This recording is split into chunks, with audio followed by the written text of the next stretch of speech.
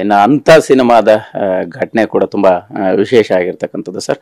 ಅಂದ್ರೆ ನೀವು ಅದನ್ನ ಪ್ಲಾನ್ ಮಾಡಿದಾಗ ಬೇರೆಯವರಿಗೆ ಮಾಡುವಂತ ಪ್ಲಾನ್ ಇತ್ತು. ಸೊ ಅದಾದ ನಂತರ ಅಂಬರೀಷ್ ಅವ್ರಿಗೆ ಮಾಡುವಂಥದ್ದಾಯ್ತು.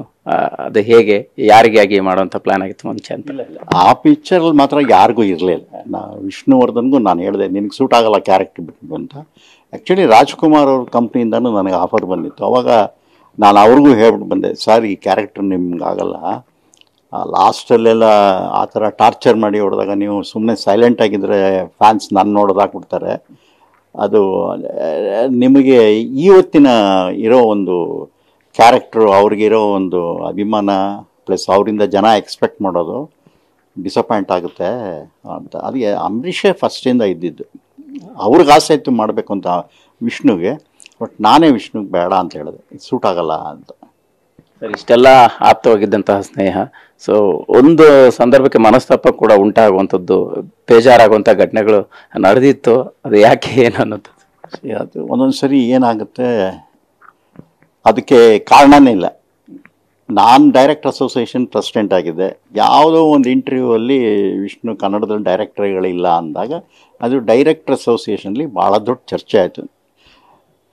ಕನ್ನಡದಲ್ಲಿ ಡೈರೆಕ್ಟ್ರೇ ಇಲ್ಲ ಅಂದರೆ ಪುಟ್ಟಣ್ಣ, ಸಿದ್ಧಲಿಂಗಯ್ಯ, ರಾಜೇಂದ್ರ ಸಿಂಗ್ ಬಾಬು ಇವರೆಲ್ಲ ಮಾಡಿಲ್ವಾ ವಿಷ್ಣುವರ್ಧನ್ಗೆ, ಬೇರೆ ಡೈರೆಕ್ಟರ್ಸ್ ಏನು ಮಾಡಿದ್ದಾರೆ, ಹೀಗೊಂದು ಚರ್ಚೆ ಆಗಿ ಒಂದು ಕ್ಷಮಾಪಣೆಗೆ ಕಾಗದ ಬರೀಲೇಬೇಕು ಅಂತ ಎಕ್ಸಿಕ್ಯೂಟಿವ್ ಕಮಿಟಿನಲ್ಲಿ ಡಿಸಿಷನ್ ಆಯಿತು. ನಾನು ಪ್ರೆಸಿಡೆಂಟ್ ಆಗಿದ್ದೆ.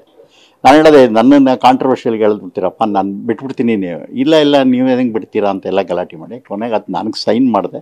ಅದು ಸ್ವಲ್ಪ ವಿಷ್ಣುಗೆ ಬೇಜಾರಾಯಿತು ಅಷ್ಟೇ, ಬೇರೆ ಯಾವ ವಿಚಾರದಲ್ಲೂ ನಮಗೆ ಅವ್ರಿಗೇನಿರಲಿಲ್ಲ. ಆಮೇಲಿಂದ ಒಂದು 6-7 ವರ್ಷ ಅದರಲ್ಲಿ ವಿಷ್ಣುಗೂ ಲಾಸು, ನನಗೂ ಲಾಸು. ಆ 6-7 ವರ್ಷ ನಾವು ಪಿಕ್ಚರ್ ಮಾಡೋಕ್ಕಾಗಿಲ್ಲ.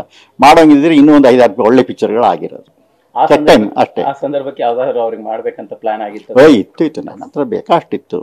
ನಾವು ಅವರು ಯಾವಾಗಲೂ ನಾವು ಯಾವ ಪಿಕ್ಚರ್ ಮಾಡಬೇಕು, ಯಾವ ಥರ ಪಿಕ್ಚರ್ ಮಾಡಬೇಕು ಅಂತ ತುಂಬ ಡಿಸ್ಕಸ್ ಮಾಡ್ತಾ ಇದ್ವಿ. ಎಸ್ ಸರ್, ಅವತ್ತು ಅಷ್ಟೆಲ್ಲ ನಟರ ನಡುವೆ ಕಾಂಪಿಟೇಷನ್ ಇದ್ರು ಕೂಡ ಒಂದು ಹೆಲ್ದಿ ಕಾಂಪಿಟೇಷನ್ ಇತ್ತು, ಒಗ್ಗಟ್ಟಿತ್ತು ಸರ್. ಬಟ್ ಇವತ್ತು ಆ ವಾತಾವರಣ ಸಿನಿಮಾ ಇಂಡಸ್ಟ್ರಿಯಲ್ಲಿ ಇಲ್ಲ. ಒಗ್ಗಟ್ಟಿನ ಕೊರತೆ ಇದೆ, ನಾಯಕತ್ವದ ಕೊರತೆ ಇದೆ. ಸೊ ಇದನ್ನೆಲ್ಲ ಹಿರಿಯ ನಿರ್ದೇಶಕರಾಗಿ ಹೇಗೆ ಪರಿಗಣಿಸ್ತೀರಿ ಅಂತ? ಬರೀ ಒಂದು ಬಾವಿ ಥರ ಕನ್ನಡ ಚಿತ್ರರಂಗ ಅಷ್ಟರಲ್ಲೇ ಇತ್ತು. ಇವತ್ತು ಪ್ಯಾನ್ ಇಂಡಿಯಾ ಅಂತ ಸಮುದ್ರಕ್ಕೆ ಹೋಗ್ಬಿಟ್ಟಿದ್ದಾರೆ, ಅದಕ್ಕೆ ಎಲ್ಲೆಲ್ಲೋ ಯಾರ್ಯಾರೋ ಹೋಗ್ಬಿಟ್ಟಿದ್ದಾರೆ.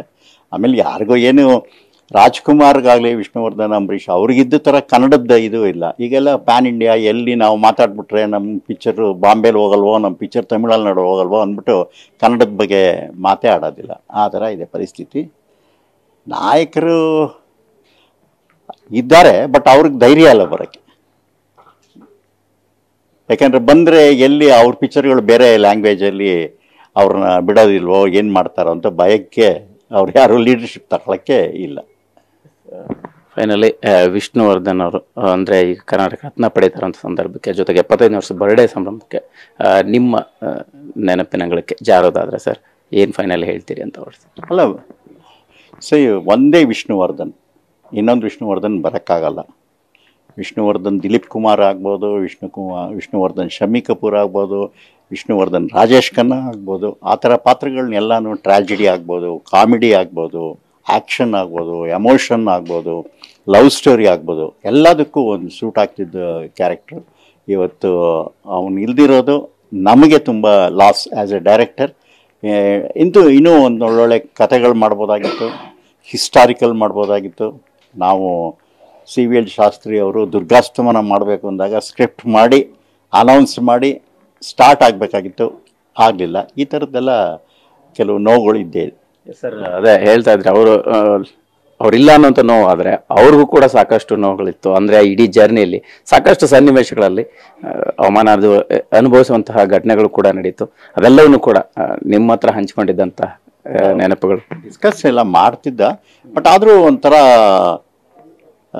ಟ್ರಾಜಿಡಿ, ನಮ್ಮ ಸಿನಿಮಾದಲ್ಲಿ ಹೇಗೆ ಟ್ರಾಜಿಡಿ ಆಗಿತ್ತೋ ಹಾಗೆ ಅವನ ಲೈಫಲ್ಲೂ ಟ್ರಾಜಿಡಿ. ಬಟ್ ಅದನ್ನು ನುಂಗ್ಕೊಂಡು ಹೋಗ್ಲೇಬೇಕು, ಏನು ಮಾಡೋಕ್ಕಾಗಲ್ಲ. ಈಗ ಒಂದು ನದಿ ಹಿಂಗೆ ಹರಿತಾ ಇರ್ತದೆ, ಸಮುದ್ರಕ್ಕೆ ಸೇರ್ಬೇಕಾದ್ರೆ ಎಲ್ಲ ಒಂದು ಕಲ್ಲು ಅಡ್ಡ ಬಂತು ಅಂತ ಹಿಂದಕ್ಕೆ ಹೋಗಲ್ಲ, ಹಿಂಗೆ ಟರ್ನ್ ತೊಗೊಂಡು ಇನ್ನೊಂದು ಕಡೆಯಿಂದ ಹೋಗುತ್ತೆ. ಆ ಥರ ಅವನ ಲೈಫು.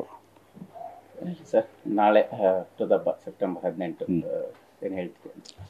ಏನಿಲ್ಲ, ಇದೊಂದು ವಿಷ್ಣುವರ್ಧನ್ನ ನೆನೆಸ್ಕೊಳ್ಳೋಕ್ಕೆ ಮತ್ತು ಅವರ ಅಭಿಮಾನಿಗಳಿಗೆ ಯಾವಾಗಲೂ ಅವ್ರ ಹೃದಯದಲ್ಲಿ ವಿಷ್ಣುವರ್ಧನ್ನ ಇಟ್ಕೊಂಡಿದ್ದಾರೆ. ಅವರ ಆದರ್ಶಗಳನ್ನೆಲ್ಲ ಪಾಲಿಸ್ತಾ ಇದ್ದಾರೆ. ಅದೇ ಜೀವನ ನಡೆಸ್ಕೊಂಡು ಹೋಗ್ಬೇಕು. Thank you. Thank you.